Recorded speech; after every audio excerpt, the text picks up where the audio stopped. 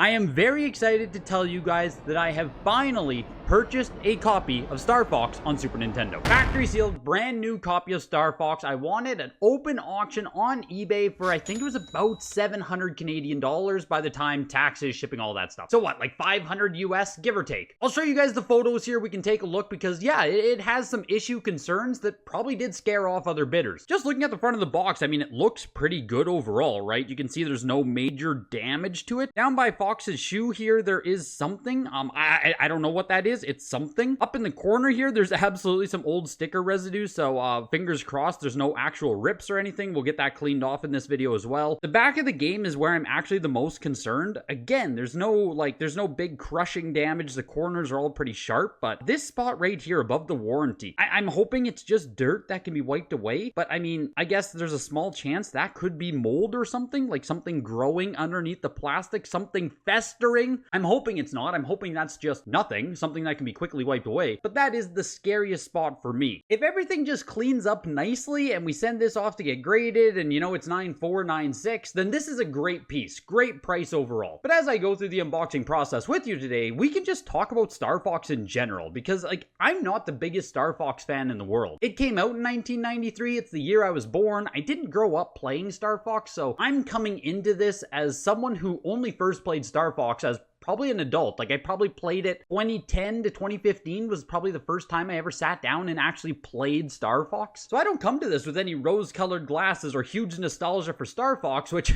maybe you'll agree with some of my opinions of the game, maybe you'll disagree, but say thank you to every single patron who helps support the channel as well as the YouTube members. I can't do this without you guys. Hit the like button and tell me why you like Star Fox down in the comments. And let's get into this. Fingers crossed this actually works out. Fingers crossed this game is actually nice. Well, let me just start by saying that no, I didn't grow up with Star Fox, but I've always been aware of it. Like I am aware of the legacy Star Fox has as a video game, generally regarded as one of the greatest Super Nintendo games ever, generally thought of as one of the best games ever. I mean, for its time, this was a legendary game, and I can fully appreciate that. But when I was a kid with the Super Nintendo, again, right, this is 1993. I would have been 1 year old at the time. Even when I became old enough to, like, realize video games exist, Star Fox was never something that, like, it didn't come on my radar. It was never even, oh my god, I want to buy Star Fox. Like, Star Fox 64 came out in 1997, I think. Whew, there we go. There we go. Look at this, hey?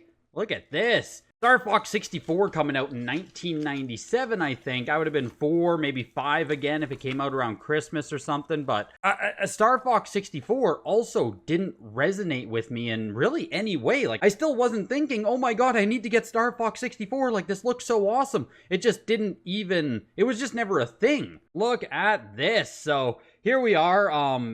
Not too shabby overall. I mean, you can see the corners and stuff, like I said, right? There's no major dings, dents. Like, this looks pretty darn good overall. On the back here, we got the hang tab. Here's that spot. I'll just zoom in a little bit. It feels like something that can just be wiped off. I'm going to grab actual cleaner in a second here, and we'll do a full deal. This little hang tab, people say, should you keep them? Should you peel them off? I mean, you see how easy that is? I just peel these things off. It's because it's just kind of dirty, right? Yeah, I don't want this on my game, so I just peel that off. Here's the spot on his boot, too. I'm not sure what's going down here still. It's like, might be a little bit of a rip there. You know what? I looked at this closer. All this is, it's a hole. It's just a hole in the wrap. It's a perfect, like, it's like a neck. You can see if I kind of scrunch the wrap up a bit.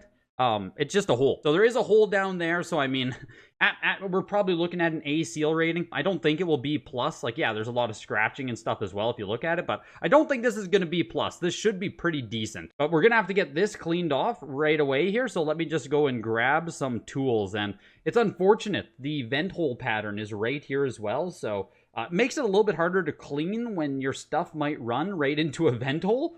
You never want to see that. So I just grabbed this stuff here, Goof Off. You could use Goo Gone, Bestine, lighter fluid. This is just something that eats away at adhesive. You need to use an adhesive remover to get rid of sticker residue. It works so much better than alcohol. Star Fox, for me, being someone who didn't grow up playing this game, being someone who, again, I only ever like started knowing about Star Fox kind of as an adult or as a teenager, I appreciate it almost from a historical context, way more than I do from an actual gaming context. Like, Star Fox is a cool game, and when I sat down to play Star Fox, I could say, like, yeah, this is fun, but when I sat down to play it, I was an adult who almost had 20 years of gaming experience at the time. Star Fox is really cool, it is, but coming at it from someone who's now played fully 3D video games, like, Star Fox is really famous for using the FX chip, right? It's massive on the box here. The Super FX chip was everything. It allowed Star Fox to use these kind of pseudo 3D environments, the polygonal graphics, absolutely groundbreaking for its time. That's 1993 3D graphics on a console, even if it's just the polygonal type graphics, like, that was game-changing. And though I didn't have Star Fox, I did have Stunt Race FX, which, as you can tell by the name, also used the FX chip. So I was playing a game. Man, when Stunt Racer come out? So Stunt Race FX was 1994. I don't remember buying it new. Like, I don't know why we actually got Stunt Race FX. Our parents just bought all of our games back then, of course, right? We were kids. One of us must have asked for Stunt Race or shown an interest in it, but I don't know why we would have. But yeah, I had Stunt Race FX growing up, so even in that era, I got to experience the FX graphics. I got to experience the 3D of these super early polygon video games. Is it a great game? I don't know if Stunt Race FX is fun. Like, I played it a ton as a kid, but we only owned like 10 or 11 games, right? I don't think Stunt Race has nearly the same legacy that Star Fox does. And that is a thing with a lot of retro video games for people, is people only owned 10 games, 15 games for the entire console back then. It wasn't a thing where a new game every week you were picking it up. Like, video gaming now is so throwaway compared to what it was. Like, if you go to any YouTube video about Star Fox and you read the comments, everyone's like, oh man, played this a ton, this was my childhood, greatest game ever made, all this stuff, right? Everyone has so much fondness for these games and played these games to death, and I mean, there are people who will actually defend Star Fox now, even in 2024, as being like an amazing, incredible game that you must play. It's one of the best, which, I mean, I think it's pretty fair to say objectively at this point in 2024, given all the advancements in gaming, everything else that came out, like, you don't really need to play Star Fox. Like, I can't really recommend people check out Star Fox. Just, you gotta go play Star Fox, man. You are gonna have the time of your life with this. I don't think it's a hot take to say that Star Fox in 2024 isn't a premier gaming experience. I would tell someone to check out Star Fox 64 or go play Star Fox Assault on GameCube before I ever said, like, go play the original Star Fox. So there it is, the sticker removed now. You can see no more residue, no more yuckiness up there. One unfortunate thing, you can kind of see it in the light here, underneath that sticker, there was a lot of, like, the box is pushed in here. There's a lot of divoting to the box itself. There you go, you can see the damage there. So that is absolutely unfortunate. That does suck to see there. It's not so bad that I'm like gonna return it or anything, but that is unfortunate. It's not what I'm looking for. And this spot on the back, I am just gonna try using the adhesive remover again here. I do think it will just come off quite easily, so I'm not worried. And always keep in mind when I use this stuff, like I put it on this Q-tip and then I like dab the Q-tip off, right? You don't want any kind of excess liquid or water. You don't want anything that might run underneath the game. You want this to be like as lightly damp as you can. Then you just take it, find your spot here. I'm trying to look in the camera and also not screw this up, but there's the spot, and then just very lightly rub, right? Light rub. It might even be scuffing. It might not even be dirt or grime or anything. We'll see what the Q-tip looks like in a second here. Looks like it's cleaning off very nice. Oh yeah, there you go. See, you can see on the Q-tip. It was a bit of dirt there. No issue there whatsoever. Just clean that up, finalize the spot, and there you go, right? You can see, you'd never know it was ever dirty there. My appreciation of Star Fox, being someone who doesn't love the game, I have no nostalgia, my appreciation for this title comes from the legacy that the game has. Something that I've had in my collection now for a long time is actually the Super Star Fox Weekend cartridge. And I do have it here with the scorecard as well, so you would have been sent out the cartridge as well as the scorecard, which tells you what the high score was and highlights some stuff about the game itself. You can go ahead and read that if you've never seen it before. But the Star Fox competition cartridge, again, going to the history of the game and the legacy and the just everything this game captured at the time, this was something I absolutely wanted to have in my collection. And when I got this cartridge, this reignited my interest in Star Fox, because of course I had to go sit down, I grabbed my younger brothers, they were born in 2000, and we had a night just playing the Star Fox cartridge. And sitting down to play the competition cartridge, taking turns, talking about the game, discovering new strats and stuff, like, it was a good time. Star Fox is a fun game, but I mean, we probably played on this for an hour.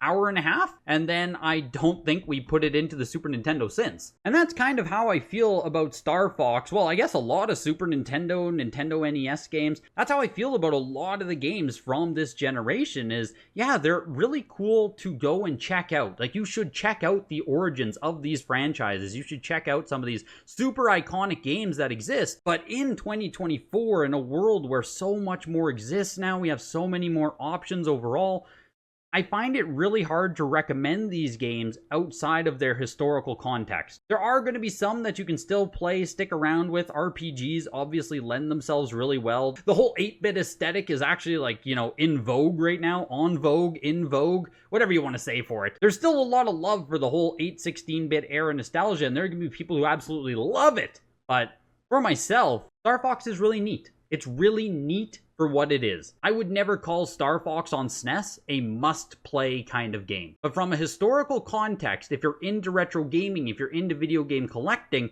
I would say Star Fox is incredibly important. You should understand what Star Fox meant to that generation. You should know what the Super FX chip is. And for myself, stuff like that has largely always been more fun than playing the actual game, which I know sounds backwards. People just want to get a cartridge. People just want to play Star Fox. That's why I got a sealed copy of the game, right? Owning it, appreciating it, having this historical context, putting this sealed game now beside the Star Fox Weekend cartridge, like, this is freaking awesome, man. This is so cool. I just gave it one more wipe down off camera here because I had to be super careful with vent holes again, but here it is. This is the end product. So it does have this box issue over here, but I mean, the front of the box doesn't really have any issue. The sides, pretty darn clean overall. Not even soft creasing on the side. So I mean, this side as well, you can see. I'm hopeful for like a 9.0, maybe a 9.2. I just don't know how hard they're going to be on that front issue, that front marking on the box, but the next step is to get this sent out for grading, so obviously I'll let you guys know, but I'm super curious to hear the opinions on Star Fox. Did you grow up with it? Did you play it after the fact? What do you guys think of Star Fox as a game? What do you think of Star Fox as a historical collectible at this point? Because that's what this is, right? A factory sealed copy of the game. This is just a piece of art. This is a collectible. That's it. This is now a collectible. So let me know your thoughts on Star Fox. Hit the like button, subscribe if you like this kind of content, and I'll see you guys in the next video. Bye.